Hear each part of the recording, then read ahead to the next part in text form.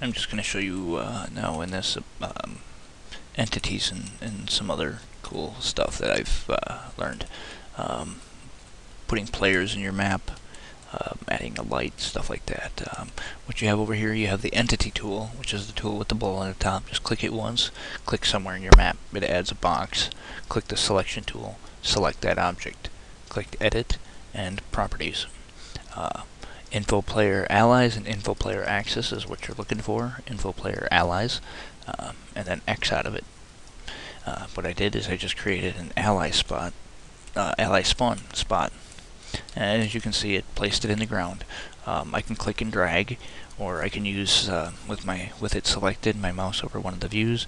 I can use the up and down arrows to move it up and down.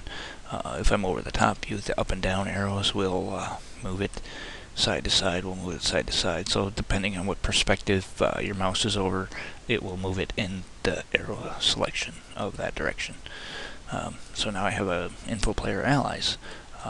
Hit the Z key, and now I'm going to hold shift, click, drag, let go, click, let go of shift. I just created 2 ally spawn points. If I click both allies, hold shift, click, drag, let go of click, let go of shift, I now have 4. I can edit the properties of both of these at the same time because they're the same. I can click edit and properties, and I can change these two to axis. So now I have a team axis and a team allies spawn points. I want to create a light. That's also an entity, so I'm just going to click and drag this guy over here. I'm going to click edit and properties, and then I'm going to click the drop down, and I'm going to put it on light environment. Light environment, and I'm going to X out of it, and what it does is it turns it into a light. Now my map has some lights in it, which is needed to compile. I'm just going to put this in the sky. Just went up there. This map right now will compile and run. One other thing that we're going to need is an info player observer. I don't know if you've ever noticed on the when you start a game, the screen gets blurred when you turn your mouse. It's because they don't have one of these. So I'm just going to shift drag and create 2 of those. Edit, properties, and now I'm going to look for info player observer right here, and just X, and now he's an observer. So now when the game starts, this is the view that you would see from when you first start the game. That's about it for the players. You would spawn guns and stuff the same way, a model the same way. So if I click the entity tool, or I could just shift drag one of those and change it.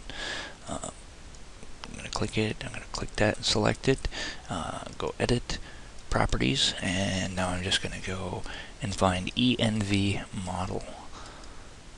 Env model, okay, what it does is it brings up a list of different things. The model name, if you highlight it, there's a box that you can click, and what it does is it opens up your models, and then you just find a model that you wanna use. Let's see, I'm looking for a tank.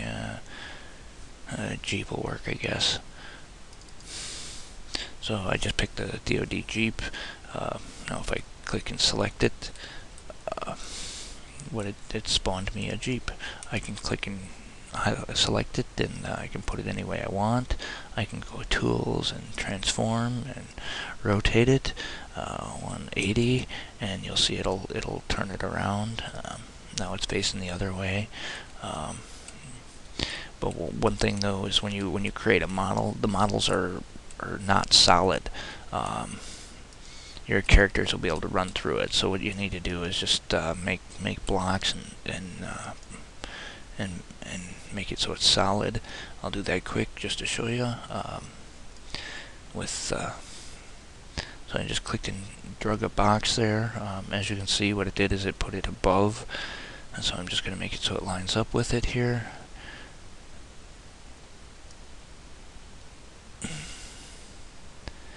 And if you look in the 3D view here, you can see how the block is getting lined up with it. You'll want to get more exact, but for now, this is what I'm going to do. What I'm going to do is I'm going to go browse, and I'm going to make it's metal. So I'm just going to type in metal. Metal. I have a couple options of metal.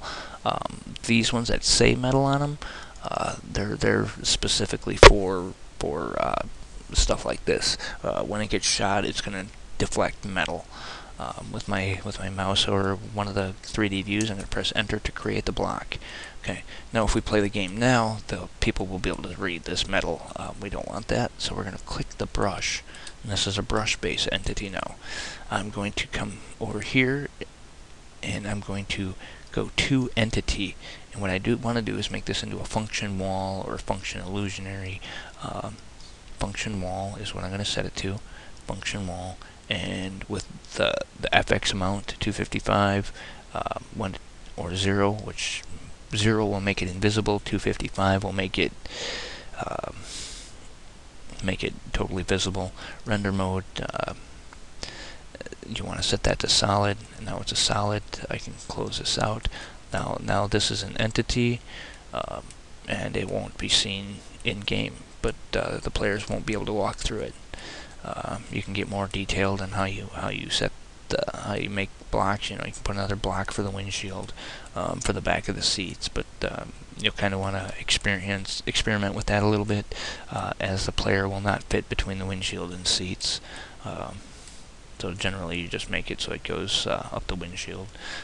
The more detailed you get in this, the more brushes you're going to use, and you'll find out quickly that you run out of brushes or surfaces to use. So generally try and keep it as basic as you can and using as few brushes as you can. There was something else. Okay, doors and windows. For the doors, basically we have the doors cut out from the last tutorial. I'm just going to use this because I know it's the exact same size. I'm going to squeeze it in here and make it so it lines up perfectly here. And now I'm going to make it so it's really skinny. Oops.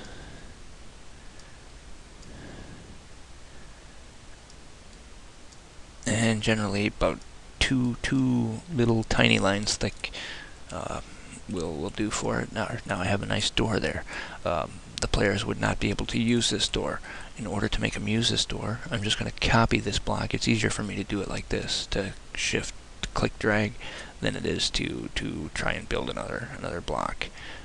On the axis that you want the door to pivot on, you'll want to put a origin brush, and that's what I'm doing now. You only need it, about so big, right on the pivot point of the door. Now what I'll do is I'll click browse, and I'm going to type in origin, ORIGIN, and I come up with an origin brush. So I'm going to double click that, and since I have it selected over here, I can click the select all, because you want all surfaces as the origin brush. Now I need to add this brush and the door, make them both an entity. So making sure that this is all I have selected, I'm going to click to entity. I'm going to change the drop down box to function door rotating. Function door rotating, and then I can X out of that. There. Now they'll be able to walk up to this door, and it will open, pivoting on this point right here, and be able to walk through both ways. I'll just go back into the options of that a little bit. Properties, and as you can see, you have all kinds of things. You can give it a name.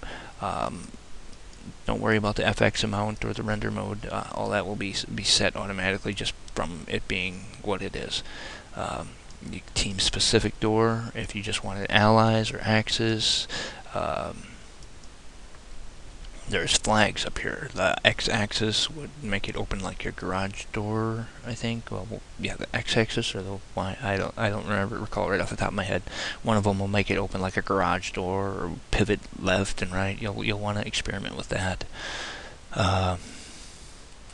There's use only, so they'd have to go up to it and hit E to open it. Windows would be done the same way. There was one other thing with the size of the doors. I said to make them about 10 high, 8 wide. Stairs same way, 8 high, or 8 wide. For each stair, you want to make them 16 of your smallest grid lines here, or 2 by 2. I generally go 2 by 2 instead of counting each one of these lines. That would be one stair. A player would be able to walk up that without jumping or tripping over it. If you make it 13 high like that, with it zoomed all the way in, a player he's gonna walk up to that and he's gonna get stuck on that. So generally, too high is what you want. And I'm just gonna make a bunch of stairs here for you, just so you can see a nice way to make stairs. And what I'm doing is I'm holding shift click drag, and what it's doing is it's just copying these blocks. And there, I got a bunch of them now. Now if I go to say I don't have the first step selected, but I have all the other steps, I'm going to drag them all up at once. Okay, so that just made that step and that step. Unselect that one, and I'm holding, to unselect, I'm holding Control click, and just keep doing that until you run out of stairs or get tall enough.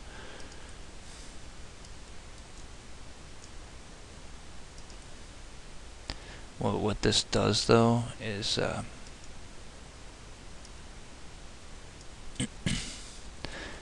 if you look at the textures on the side here, all the textures are the exact same. We don't want that, so I'm just going to click my selection tool, lift and select, which it's set at, so now it just selected that.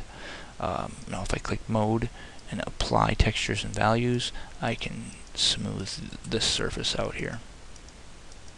So now I want to set this back to mode lift and select before I close it out. And of course I would have done it to the top of the stairs and the other side too, but I'll save that for you. To create a ceiling to this, I'll just show you that quick. That's pretty basic. I'm just going to click and drag, click shift drag. It just copied that. Now I can line that back up and just drag a whole box all the way around from the top view. And now what I did is just enclosed that. So I'm going to raise this up.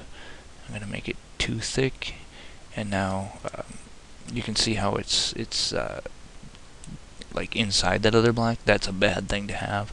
You want everything to be lined up as perfect as you can. So I want to raise this up.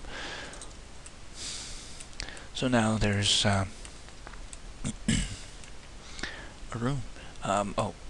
Inside this room, we'll want to put a light.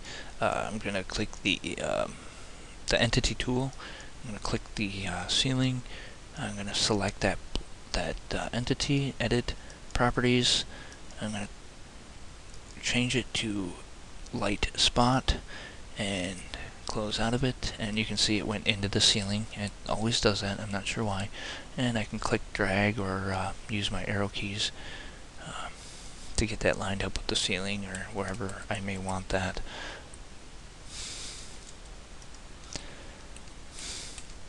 That would be about it. Can't think of anything else to add to this tutorial, so I guess I'm done.